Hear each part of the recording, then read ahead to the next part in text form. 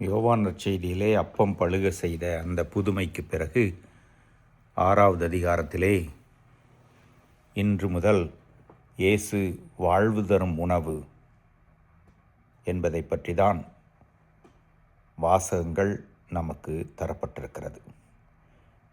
இயேசு நானே வாழ்வு தரும் உயிருள்ள உணவு என்பதை தெளிவாக மக்களுக்கு விளக்கி சொல்வதை தினந்தோறும் கேட்க இருக்கிறோம்.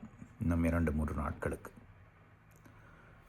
ஒவ்வொரு நாளும் அந்த நற்செய்தி வாசகத்தை வாசித்து நற்கருணையோடு அதை தொடர்புபடுத்தி நாம் அந்த வாழ்வு தரும் உணவை தகுதியோடு உண்கின்றோமா, அதனுடைய அருமையை பெருமையை உணர்ந்திருக்கின்றோமா, அந்த மனநிலையோடு இயேசுவை அணுகி வருகிறோமா,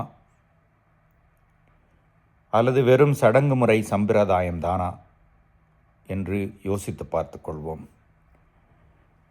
ஒரு முறை அந்த 6வது அதிகாரத்தை முழுமையாக படித்துவிட்டு பிறகு ஒவ்வொரு நாளும் நமக்கு தரப்பட்டிருக்கின்ற அந்த நற்செய்தி வாசகத்தை மீண்டும் ஒரு முறை அசை போட்டோம் என்றால் இயேசு சொல்ல வருகின்ற மாபெரும் உண்மை, அவரே அவரை கொடையாக கொடுத்திருக்கின்ற புதுமை, இதெல்லாம் நமக்கு புரியும். நம்புவோம், வாழ்வு பெறுவோம். இறைவன் என்னென்னும் வாழ்த்து பெறுவாராக.